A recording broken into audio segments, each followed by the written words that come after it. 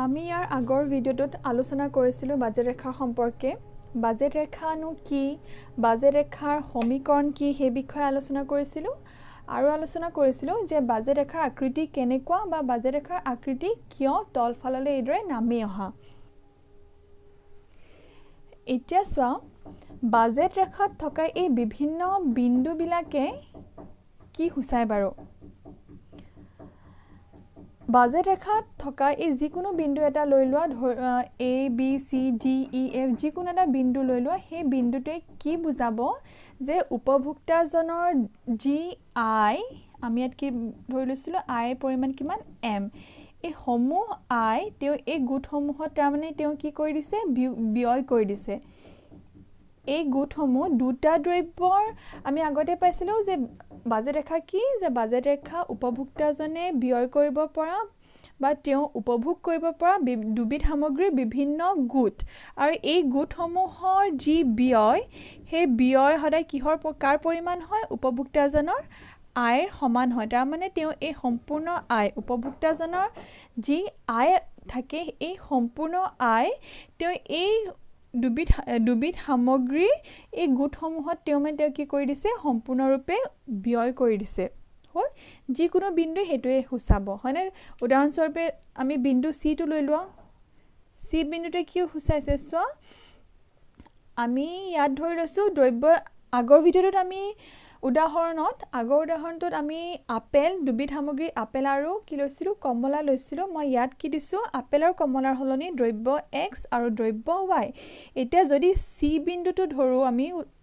C বিন্দুটোত কি বুজাব যে তেওঁ দ্ৰব্য X কিমান উপভোগ কৰি আছে দুটা আৰু Y কিমান উপভোগ কৰি আছে ছটা হয়নে আৰু আমাৰ যোনটো উদাহৰণ আছিলে তাত আমাৰ M কিমান আছিলে 50 প্ৰথম সামগ্ৰীবিধৰ দৰ কিমান ধৰিছিলোঁ 10 টকা আৰু দ্বিতীয়বিধ সামগ্ৰীৰ দৰ ধৰিছিলোঁ 5 টকা হয়নে তাৰ মানে আমি যদি সমীকৰণৰ মতে কৰিবলৈ যাওঁ তাৰ মানে x কিমান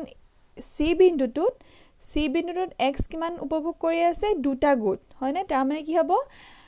আমি এই 10ৰ লগত 2টো পূৰণ কৰিলে কিমান পাম 20 তেওঁ কিমান ব্যয় কৰি আছে যদি উলিয়াই আছো আমি আৰু y কিমান উপভোগ কৰি আছে 6টা গোট তাৰ মানে তেওঁ কিমান ব্যয় কৰি আছে y দ্ৰব্য উপভোগ কৰোতে কিমান 5 টকা আছিল y দ্ৰব্যৰ দাম 5 6 গুণ কিমান 30 হয়নে 50 টকা ওলালে তেওঁ তাৰ মানে চোৱা i কিমান আছিল 50 টকা আৰু তেওঁ ব্যয়ও কিমান কৰি আছে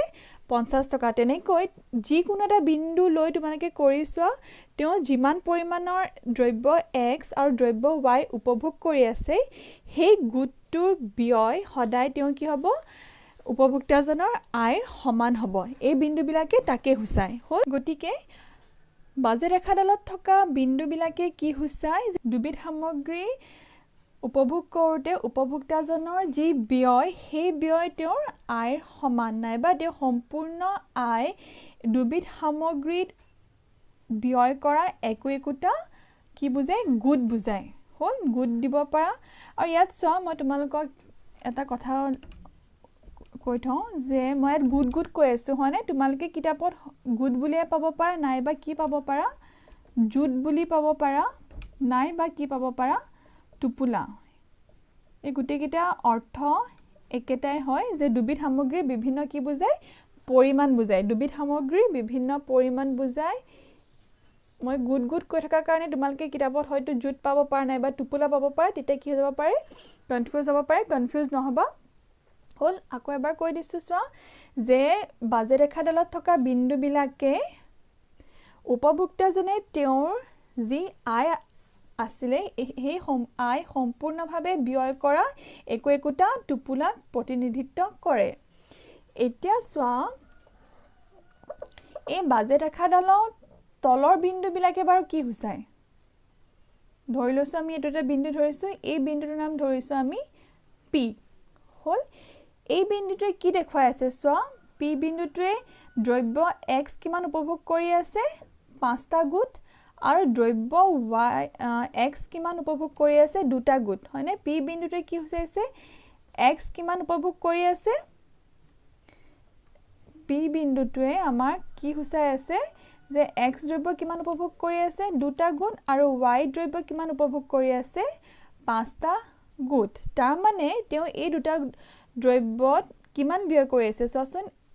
আমি উদাহৰণটো প্ৰথম সামগ্ৰী বিধায়ৰ দৰ কিমান ধৰিছিলো 10 টকা আৰু দ্বিতীয় সামগ্ৰী বিধায়ৰ দৰ কিমান ধৰিছিলো 5 টকা হয় তেনে হলে তেওঁ x দ্ৰব্যটো উপভোগ কৰোতে কিমান ব্যয় কৰিছে 10 টকাকৈ দুটা গুণ যদি কিনে কিমান হ'ব 20 টকা আৰু y দ্ৰব্য কিমান উপভোগ কৰি আছিল 5টা গুণ হয়নে আৰু y দৰ কিমান 5 টকা 5 5 গুণ কিমান হ'ব আমাৰ 25 দুটা যদি আমি যোগ কৰো কিমান পাম 45 তেওঁ তাৰ মানে এই যোনটো p বিন্দু যোনটো আমি কি পাম গুণ পাম কিমান পাম 2 আৰু 5 এই গুণটো প্ৰতিনিধিত্ব কৰি আছে p বিন্দুৱে হয়নে এই গুণটো যি ব্যয় সেই ব্যয় পৰিমাণ উপভোক্তাজনৰ আয় পৰিমাণৰ সমান হয়নে নহয় তেওঁৰ সম্পূৰ্ণ তাৰ মানে কি p বিন্দুটোত উপভোক্তাজনে তেওঁৰ সম্পূৰ্ণ আয় ব্যয় কৰা নাই এই p বিন্দুটোত উপভোগ কৰি তেওঁৰ আয় কিছু অংশ তাৰ মানে কি হৈ গৈছে ৰাহি হৈ গৈছে বুজি পাইছা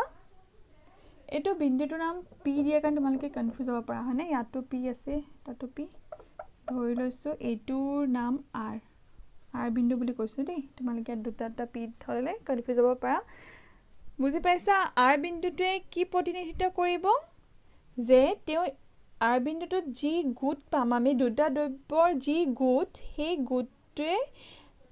উপভোক্তাজনে যি ব্যয় কৰিব সেই ব্যয় পৰিমাণ উপভোক্তাজনৰ আয় পৰিমাণতকৈ কি হ'ব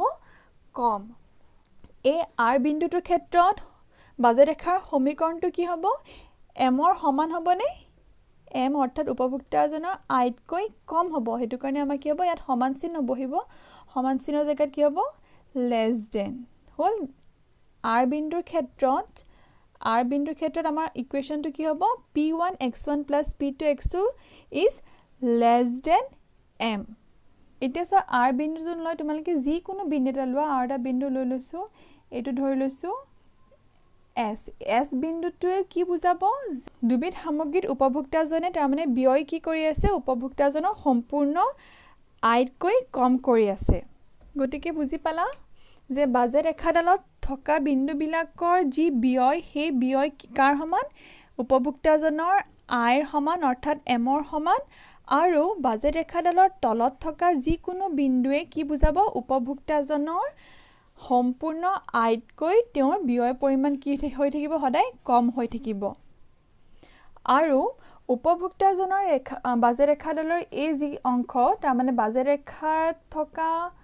বিন্দুবিলাক প্লাস বাজেট ৰেখাৰ তলত থকা যি কোনো বিন্দুক আমি যদি একেলগে লওঁ তেনে হলে আমি তাক কি বুলি কম বাজেট সংহতি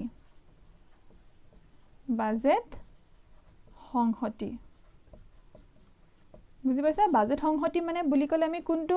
এৰিয়া বুজি পাম আমাৰ ছবিটোত থকা o a f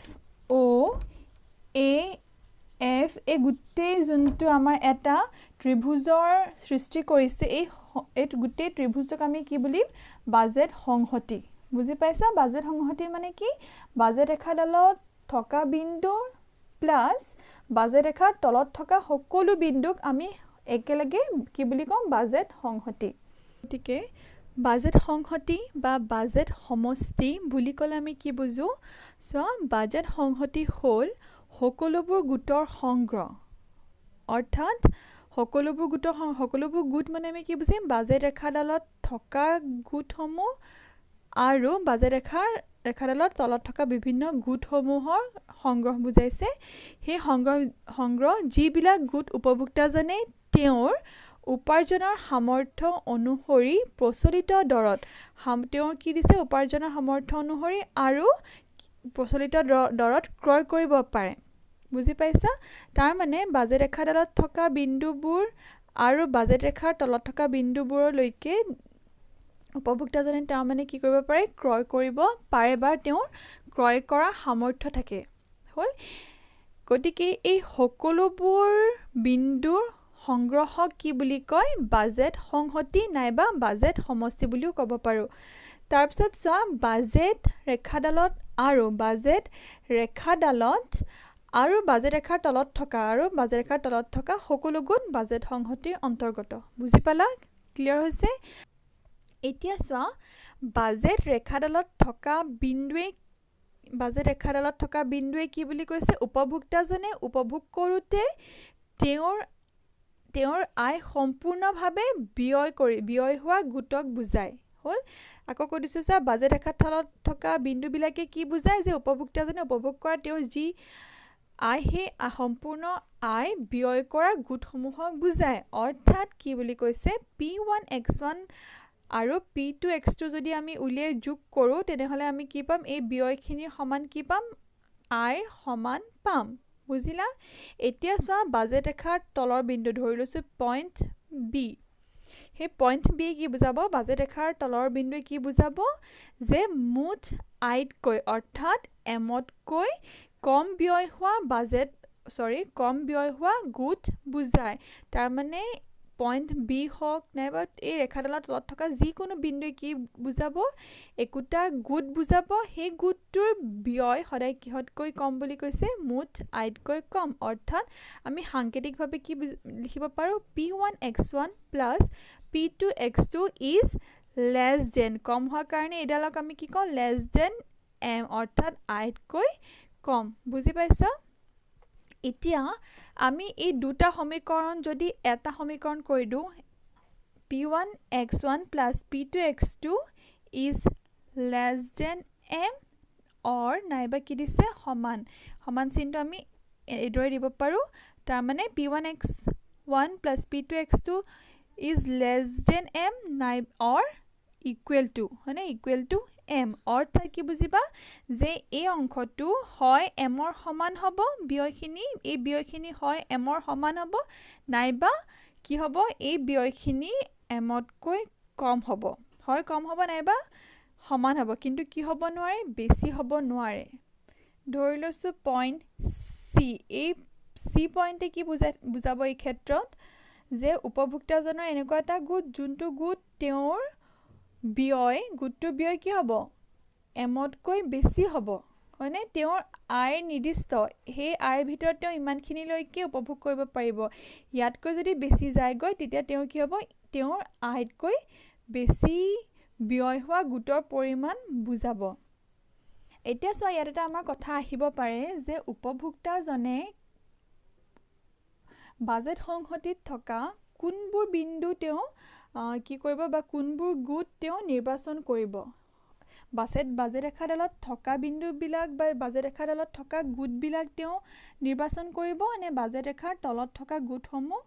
তেওঁ নিৰ্বাচন কৰিব তোমালোকে এটা গুৰুত্বপূৰ্ণ কথা মনত ৰাখিবা যেতিয়া আমি উপভোক্তাৰ বিভিন্ন আচৰণৰ বিষয়ে আলোচনা কৰিম তেতিয়া আমি সাধাৰণতে ধৰি লওঁ যে উপভোক্তাজন এজন যুক্তিসংগত ব্যক্তি উপভোক্তাজনে তাৰমানে যুক্তি সহকাৰে সকলো ধৰণৰ বিবেচনা কৰে আৰু উপভোক্তাজনৰ উদ্দেশ্য কি হ'ব তেওঁ তেওঁ যি উপভোগ কৰিব সেই উপভোগৰ পৰা তেওঁ যিমানখিনি সম্ভৱ সিমানখিনি সম্ভৱৰ তেওঁ কি কৰিব সিমানখিনি পৰিমাণৰ সন্তুষ্টি পাবলৈ চেষ্টা কৰিব এতিয়া চোৱা আমি এই পইণ্ট বি টোত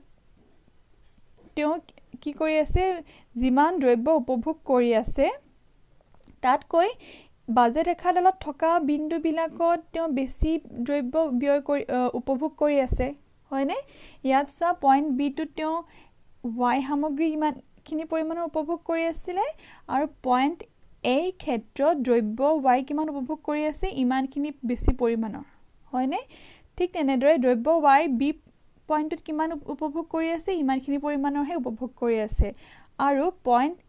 এই ক্ষেত্ৰত চোৱা তেওঁ x সামগ্ৰী কিমান উপভোগ কৰি আছে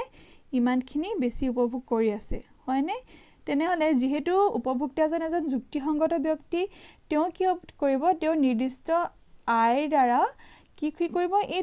কম উপভোগ কৰাতকৈ তেওঁ কি কৰিব বেছি উপভোগ কৰা বিন্দুবোৰ নিৰ্বাচন কৰিব হয়নে বুজি পাইছা এতিয়া চোৱা এতিয়া আমি আকৌ এই সমীকৰণটোলৈ আহোঁ সমীকৰণটো বুজি পাইছা সমীকৰণটোৱে কি বুজাব যে উপভোক্তাজনৰ ব্যয় পৰিমাণ সদায় আয় হয় কম হ'ব নাইবা ব্যয় কি হ'ব আয়তকৈ কম নাইবা সমান হ'ব আৰু এই সমীকৰণৰ অসমতাক উপভোক্তাজনৰ কি বুলি কয় বাজেট সীমাবদ্ধতা কি বুলি কয় বাজেট সীমাবদ্ধতা তাৰ মানে বাজেট সীমাবদ্ধতা মানে কি এই সমীকৰণৰ অসমতা হলে বাজেট ৰেখা সম্পৰ্কে আজিৰ ভিডিওটোত ইমানখিনিলৈ বাজেটৰ সম্পৰ্কে আলোচনা আমি আগৰটো ভিডিওটো কৰিছিলো এইটো ভিডিওটো কৰিলো এইখিনিলৈকে তোমালোকে বাজেটৰ যদি ক্ষেত্ৰত কিবা ডাউট আছে যি বুজালো তা সেই বিষয়ে যদি ডাউট আছে তেনেহলে তোমালোকে কমেন্ট বক্সত মোক সুধিব পাৰা